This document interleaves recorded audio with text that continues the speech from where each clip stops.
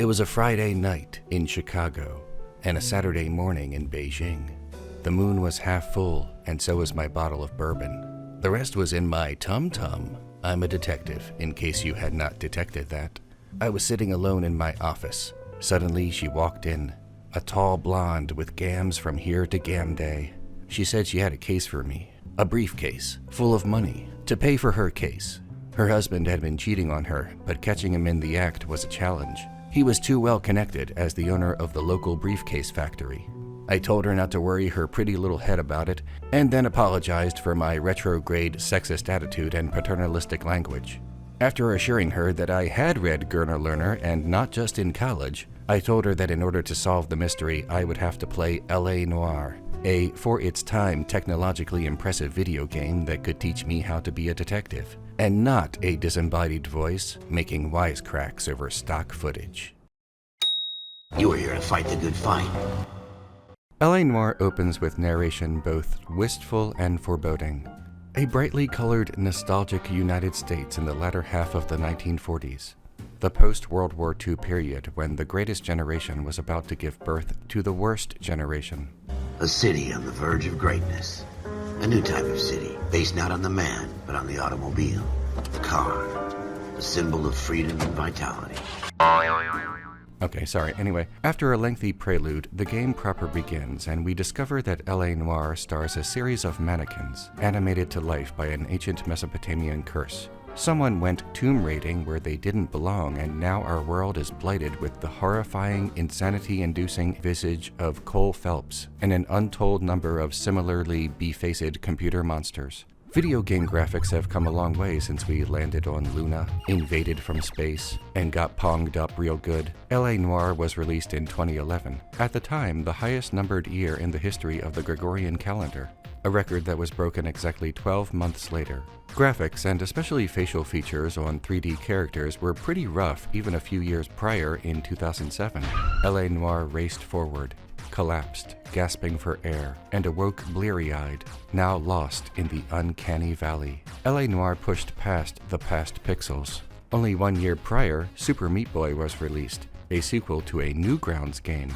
Could these styles coexist? Nowadays, we have been blessed with video game characters that look almost real, a feat accomplished decades prior by Kane, supreme leader of the Brotherhood of Nod. We have simultaneously been blessed with new art styles and updated versions of art styles that were established in previous console generations, known for their scarcity of bits. I'm sorry if this next statement makes me some kind of dorky loser clinging to the past, but a video game aesthetic that leans into it being a video game will always be superior to something that mimics the separate art of cinema.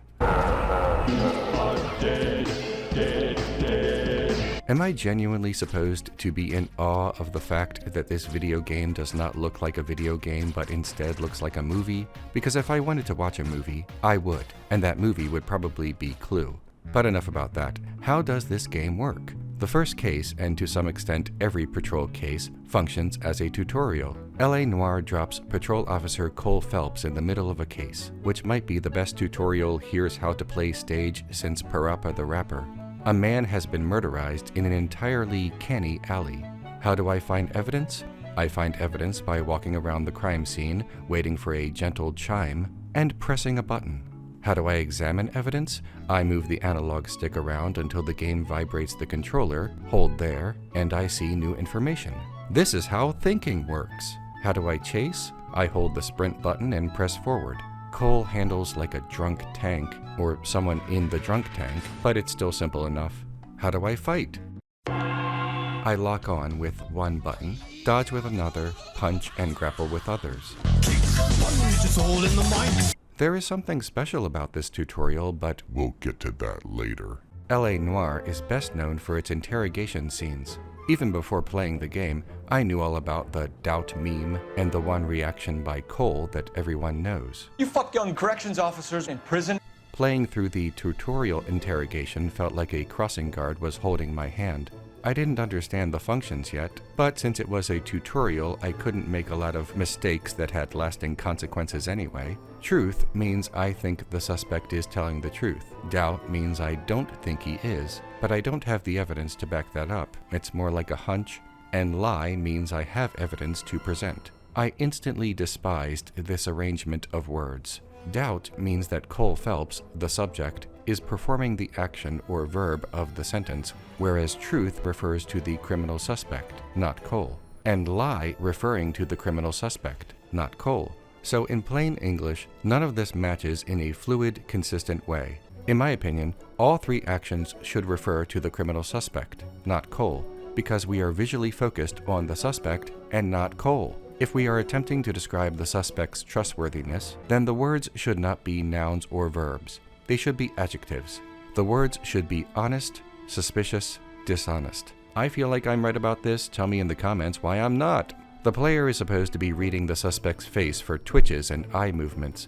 The player is also supposed to remember a piece of dialogue or a piece of evidence from earlier in the case to determine the veracity of the suspect beyond being some kind of amateur body language expert, also known as any body language expert. It seemed like Edward Kalu couldn't quite keep his eyes from searching the entire room and the back of his own brain, so I doubted him. I had lost faith in this once great man I just met. I doubt you big time. You blew a man out of his socks over an empty grudge, you son of a bitch. Do you think I have sympathy for you? That's the way. Keep needling me. Try the rough stuff, and my lawyer will be making an official complaint. Get back in there and raise some lumps, boy! I need a confession! I tried to get on his good side, and that didn't work either. Think I'll just do whatever you want because you're a nice guy. Get back in there and raise some lumps, boy!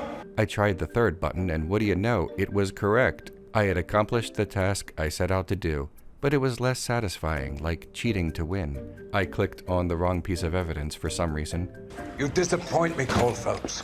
Aw man, that's worse. Everyone knows it's worse when an authority figure in your life is disappointed in you instead of angry. That was painful. Well played, L.A. Noire. You knew just where to hit me. My Catholicism.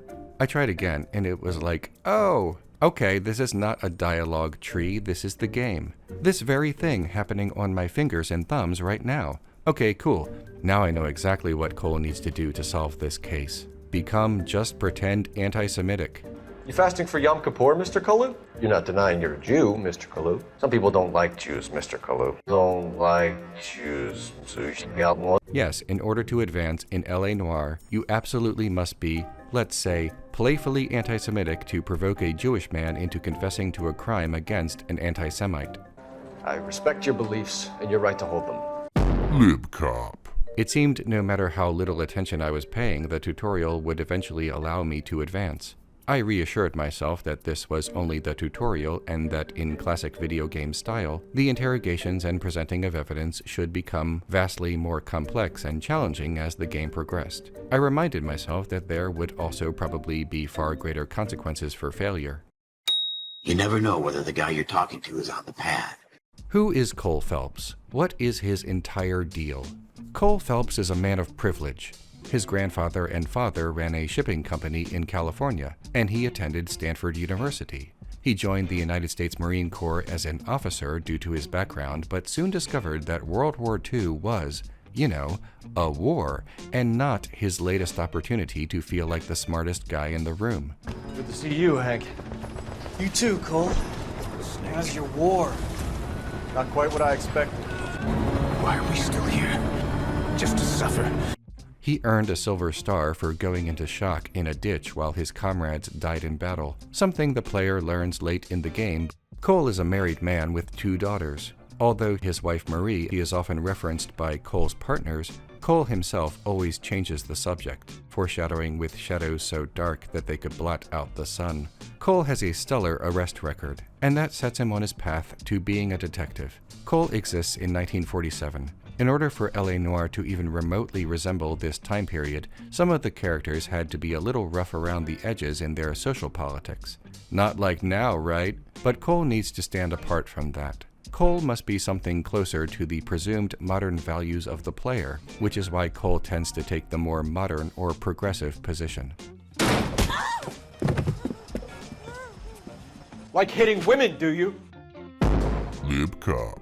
Cole can say the wrong thing, a doubt, an accusation of lying, when it's not the correct doubt or correct accusation, but none of this will affect how his fellow detectives characterize him. None of this will affect the plot. Cole's good cop, bad cop ratio is fixed and has little to do with the player. There are no karma points. Cole can run over countless citizens of Los Angeles, forever maiming them, and the most that will happen is the game will remind you at the end of the case that you did that. These numbers do not produce any significant impact on the gameplay, only an achievement or two, which means that these allegedly negative numbers may as well be the high score in Pac-Man. Cole will be treated like the golden boy of the LAPD throughout most of the game. When he walks by someone on the sidewalk, there is a solid chance of that pedestrian recognizing him from the newspapers for his high-profile crime busting, and never recognize him from all the vehicular manslaughter. After all, Cole is a good detective, out there detecting in a city in which women can apparently spin their necks 180 degrees around. He's out there fighting the good fight against popcorn, jazz, and gay cowboys. What a great guy. When Cole joins Traffic, his partner is Stefan Bukowski, the Sam Ketchum to his Dick Tracy. Bukowski is an honest cop, but tough, a flatfoot, a hard head with a square jaw, and many other impressive detective-based body parts. When Cole is in trouble, Stefan Bukowski backs him up. But I'm a lot less polite, you smug son of a bitch. So let me put it in ruder terms that even a pair of blockheads like you might understand. The only reason that you don't have bars on your windows already is because you're small fry. And we don't waste our time on small fry. You stay away from Bishop, and you stay away from me. Now run along back to your boss so we can pat you on the head and tell you what good boys you are. When Cole is promoted to homicide, his partner is Rusty Galloway. He's a socially conservative, middle-aged man who loves alcohol as much as he hates communism. Rusty contrasts Cole in manners, politics, and work ethic. Cole is out here quoting Shakespeare, and Rusty is experimenting with creating an entirely alcohol-fueled detective. Better, stronger, drunker. Yet when I put Rusty behind the wheel, he always drives better than I do as Cole. When Cole is transferred to Vice, he is partnered with Roy Earl, who was not so much born as he simply appeared fully formed from an open drainpipe. Roy loves fancy suits, beating women, and more than casual racism. If there is one thing that Cole likes to do besides run people over, it's shoot people in the head. Cole racks up what seems to be about 100 dead suspects, but that is not what gets him in trouble with the police. Roy discovers that Cole is having an affair, and this is apparently enough to get Cole demoted and put under investigation. How is this any of our business? So who do you trust, Cole? In LA Noire, each section of the game is related to which division Cole is assigned. After patrol, Cole begins Traffic. A patrolman called in a suspicious vehicle. Hot dog, my first case. Hello, Mr. Big Safe, the bank teller trying to get ranked. I buy a hot dog stand if I'm trying to be frank. When LA Noire promotes the player to the rest of the game, the time spent in the city also opens up. Los Angeles in the real world is 469 square miles, whereas Los Angeles in LA Noire is confined to about 8 square miles, the size of a smallish town, not a bustling metropolis. We are fooled into thinking it grander than itself through the same kind of trickery that Disneyland uses to make its space seem larger. I was impressed because Los Angeles in this game is littered with so many landmarks and goings-on that it feels full and vibrant. And if I had any interest whatsoever in driving around and walking the sidewalks for no particular reason instead of trying to solve cases, I might have been more personally invested in this fanciful illusion. Victim looks to have lost a lot of blood. Holmes, you've done it again. Anyway, my first case as a proper detective, with a proper suit, led me to the first big puzzle of the game. Since it's the first puzzle, it felt about as challenging as putting shapes into a bucket, but that's to be expected early on, I suppose. Early cases were going well. Oh, property damage. Nice, big money, big money, big money. Aw, man. A case or two later, there was finally something resembling a boss sequence. Fortunately, I'm a crack shot at video games, and oh, he just completely moved into harm's way. Huh, must have been a glitch. You look spooked, Phelps. I thought you'd been under fire before. It never gets any easier, Bukowski. LibCop. The next few cases went well enough. Cole Phelps can apparently take about 8 or 9 bullets to the chest without wincing, so glad he's on our side. Well into the traffic desk, I solved one of the cases, but not nearly as well as I could have. Now where shall I start? With the 2 GTA suspects we had to let walk free? Or with a female suspect who, I am reliably told, slipped the leash with embarrassing ease? You just lost the chance to crack one of the biggest criminal operations in this city. How do you think that makes me look? The chief has my balls in a frying pan! Leary said I failed, so okay, time to start over and try the case What? No. Oh.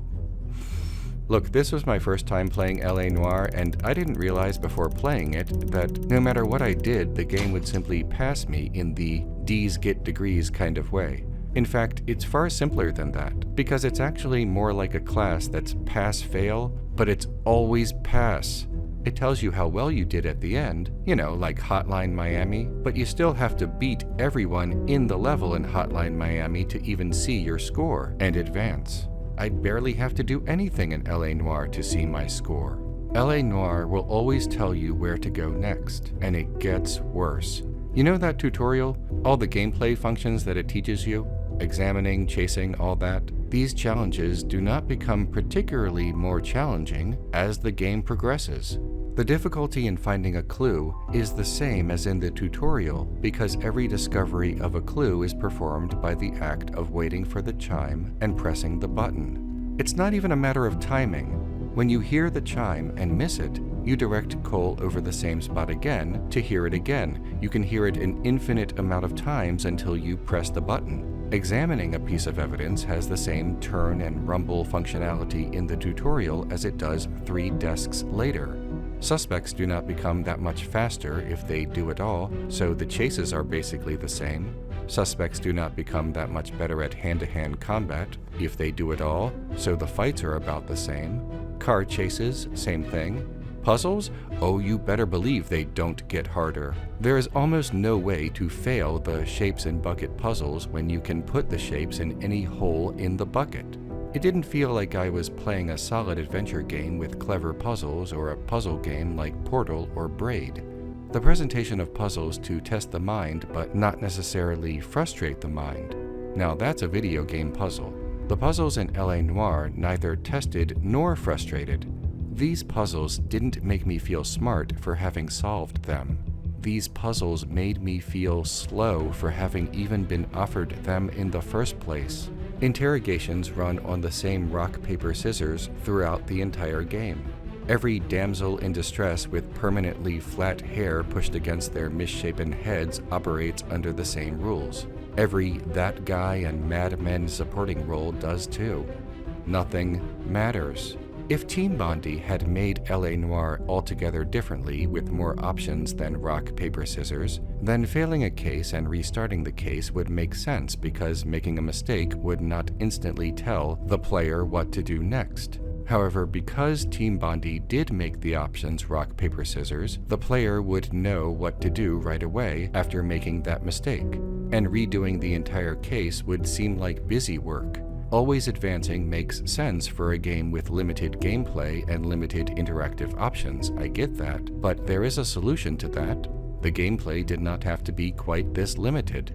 Even under this always advance directive, Team Bondi could have done more with the results of the cases. There are different final cutscenes depending on how well Cole did, but after that, the cutscenes in the new cases are the same no matter what. Why not have a number of cutscenes in each subsequent case reflect this somehow? The cases are so isolated that the results simply do not transfer over to the rest of the adventure. LA Noire is like paint by numbers.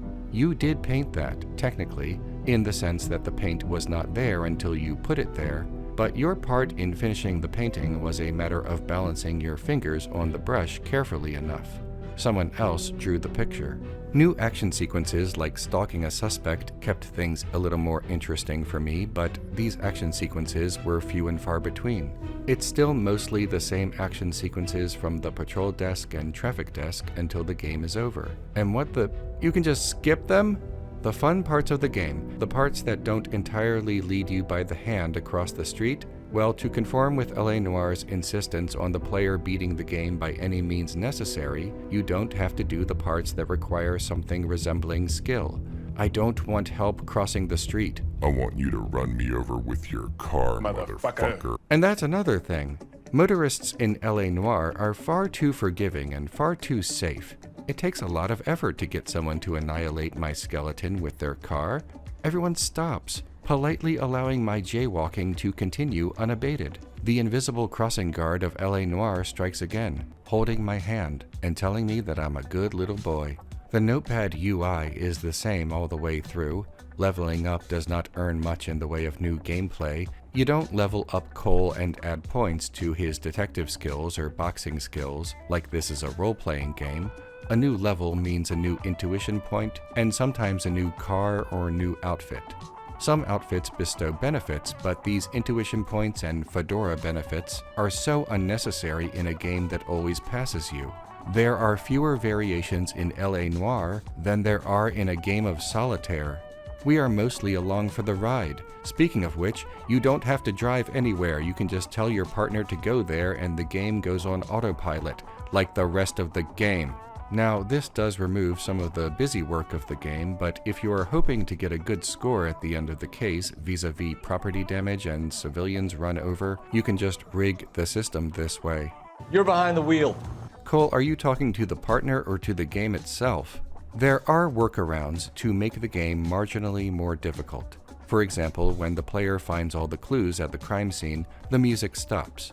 If the player turns off the music before investigating the crime scene, then this indicator won't exist. But this mild increase in difficulty feels artificial, and most players won't think to do this. If I'm being honest, I didn't even notice that the music switched out when I found all the clues because I spent a fair amount of my playthrough with the music off anyway. I created a playlist called Songs for Playing a Bad Video Game, and this is not a joke. In other words, I was already operating under this disability, and without this subtle symphonic helper, I never thought to rely on it anyway. A player can also play the game with the sound turned off altogether and the controller rumble off. This will avoid the clue chime sound and the rumble, but all this really does is force the player to constantly press the one appropriate button on repeat while standing in front of everything in the crime scene. This creates busy work and more hours of game time, but the result is the same. Almost all crime scenes are small apartments, hotel rooms, and so forth. Even the houses only have a few rooms. They are designed to have about as much ground to cover to investigate as an apartment. Outdoor crime scenes are closed off by police tape or barricades, which means even if I stray and don't hear my partner tell me to come back, I still know almost immediately that I have walked in the wrong direction. I don't really see how turning these things off make LA Noire that much more challenging, especially the inorganic nature of this method. A player can also choose not to ask Cole's partners for help, but there are few instances in which Cole even needs help to begin with. I only ever had Cole ask his partner for help when I had not played the game for a few days and forgot where we were in the case, or the music I was playing was too loud and misheard what we were doing next. Sometimes I just want to hear Heaven by Talking Heads instead of whatever this game has on offer. There are other ways to challenge oneself playing LA Noire, like trying to get all the clues or trying to get all good endings to each case, but since these cases are largely judged through answering the questions correctly, it's really only a matter of memorization. And you have an infinite amount of time to remember what to do or read a strategy guide while the console general stares you down. You fuck young assholes. There are street crime side quests, but as I write this today, close to the end of my game, I have not felt compelled to engage with more than a couple of them. They're mostly just more of the same.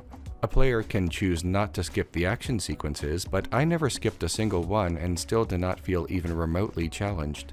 The action scenes are not even that hard, it's just driving most of the time. And you usually don't have to knock over the car, just keep pace with them until you corner them. I need to reiterate that I'm not bragging when I say that I did not find LA Noire challenging. I enjoy challenging games, but I'm not some get-good Souls-like aficionado. My favorite Souls-like is Tunic. Make of that what you will.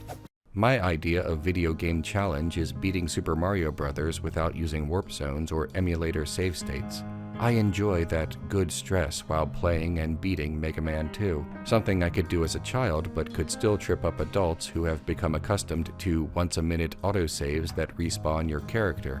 Yet I still have not defeated Mike Tyson in Punch-Out. I will one day. A game that tests my problem-solving skills can appeal to me as well. I relish in trying to calculate the best way to goo things up in World of Goo. I will definitely buy the sequel. Oh, what, the Epic Game Store exclusive? Kiss my entire butt. So no, I'm not saying I'm too cool for school when it comes to this game's difficulty level. I'm only saying that this game's difficulty level is universally what it is, and someone can only run up against a wall in the game by forgetting what to do next, albeit only temporarily. There is no options menu that changes the difficulty, something that would have been nice. I admit that there is something admirable about creating a game in which a player with no knowledge of video games could still easily pass through. The game guides the player from scene to scene, and a video game version could skip the action sequences if they have not yet developed their gamer finger dexterity. It's like Wii Sports or other Wii games that were marketed as games for the whole family, and games for people who don't play games. In this regard, LA Noire can be applauded as a kind of baby's first video game for adults. But this game was not marketed that way. It was marketed as the next big crime game published by Rockstar. The Crime Boys. There is something to be said for a game that is highly accessible, but this game does not merely cater to us, it flatters us. Here is a case from late in the game. Same chasing mechanic, only this time it doesn't matter how long I take because the suspect is waiting on the other side, like in the tutorial. Also here, same interrogation style, and even if I get them all wrong, Cole still makes the arrest. Wait, this is easier than the tutorial. No, I am not being facetious. Well, I'm not just being facetious, but the interrogation in the tutorial, while having fewer moving parts, can't be passed until completed correctly. Meanwhile, this case, a few desks later in the game, breezes by everything, even if I intentionally botch each question. In this way, the tutorial is harder than the main game. I'm not going to become a great detective this way. I'm sorry, ma'am, but much like in the documentary Dear Zachary, circumstances dictate that I abandon this framing device. Yet, in spite of all this, I think I mostly had a good time with my LA Noire experience because I spent so much of it writing this script and making juvenile gags about the dialogue. Isn't that enough? Despite my criticisms, and I do think they are valid, I'm personally not that hard to please. That's not a defense of the game, it's just where my head is at these days. If you're a longtime viewer of my channel, you will have noticed by my content that I'm trying to have fun with my life again, and a flawed video game is only going to do so much to damage my mood. Also, if you're a longtime viewer of my channel, you may have noticed by the view count that a lot of my audience has not followed me back to where I started. Comedy. I've been making videos online since 2010 on an older site, and then moved to YouTube in 2014. My view count has never been lower, and I don't care. I'm not ranting about a video game. I'm not even laughing at a video game. I think I'm laughing with a video game. Motherfucker.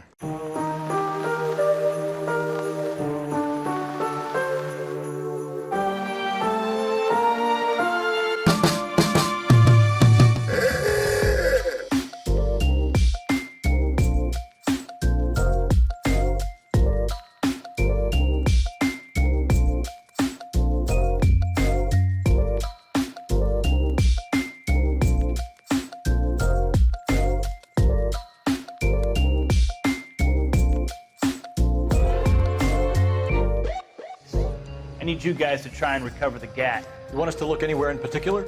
Give it your best shot, guys. The dead guy's a lowlife. I'm not expecting any miracles here.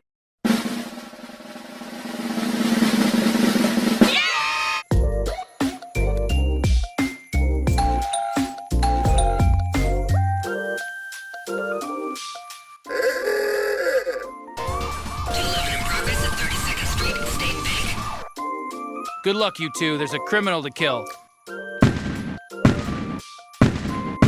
Lethal enforcers.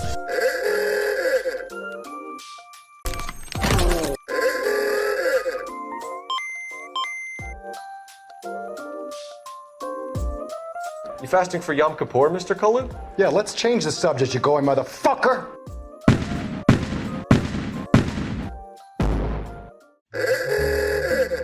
She means everything to me. We were going to start a new life together. What an idiot. You fuck. I ran because I've got some wacky backy in the glove compartment. Smoke weed every day.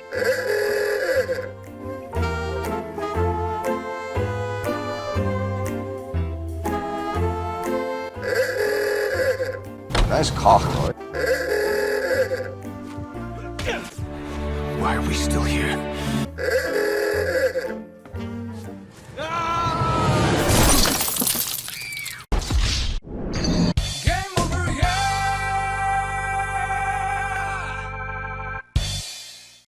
Cole Phelps is not the golden boy anymore. He is demoted to arson. For the remainder of Cole's time on the force, he will be the subject of suspicion by other detectives and by the public. Again, not because of anything the player did or did not do. You can't press the "don't cheat on your wife" button. I could spend the rest of this video explaining how I solved the arson cases, but since the cases do solve themselves, I didn't spend much of the rest of my time playing L.A. Noire caring about the arson cases. What L.A. Noire asks you to do is participate in the narrative by barely participating in the narrative. L.A. Noire looks like a video game desperately clawing at the ledge of cinema, helplessly begging to be a movie. Nevertheless, Team Bondi did create an open-world game, and open-world games allow for a certain amount of free play and manipulation. If L.A. Noire was not going to be fun on its own, I would have to make my own fun. I would light my own fires. L.A. Noire does not allow Cole Phelps to go on a kill-crazy, gun-toting rampage outdoors in Los Angeles against the presumed innocent. This is not a Grand Theft Auto game, sir. This is too fancy for that.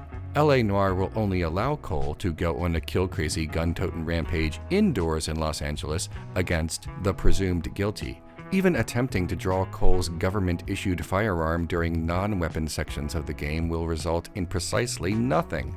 Well, if I can't shoot up the town, what about using my goddamn car? I created my own game within the game and tried to see how high I could Pac-Man the civilian death toll, property damage, and everything else that the game tells me is morally reprehensible. I played L.A. Noire like a classic arcade game.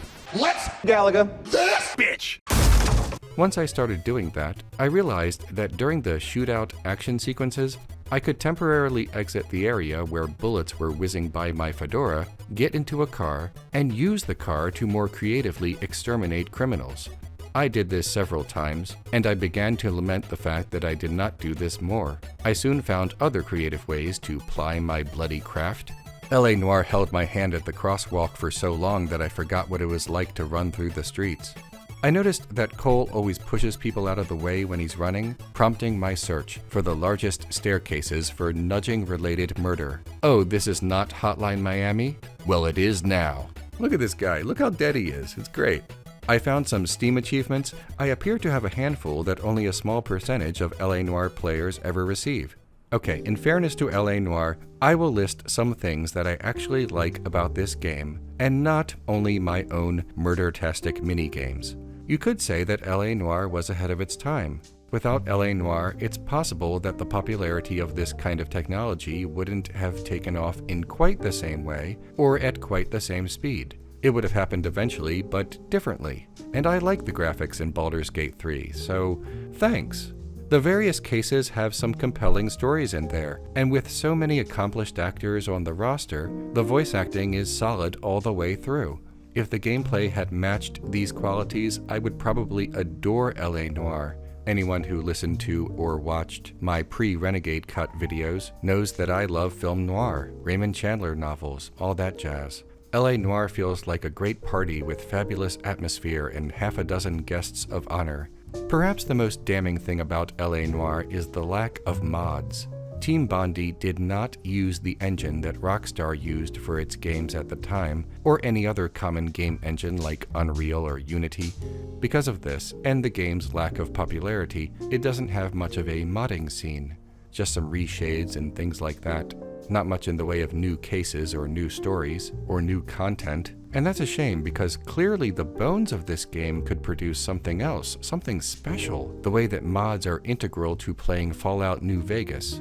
Team Bondi wasn't really thinking about the modding community, I guess, but that's the community that would have been able to make this game something far grander than it was. But you know what? For what it is, I don't know. It's kinda neat. I had fun laughing through my playthrough. To paraphrase that one tweet, why must a game be good? Isn't it enough to edit YouTube poops about it? This game is kinda bad, and that's okay. I don't want to be intense or overly critical. I just want to have fun these days. I'm comfortable with where my head is at. I don't care if my work ever gets noticed again. I don't have to keep getting higher up to feel fulfilled. All I want to do is fall.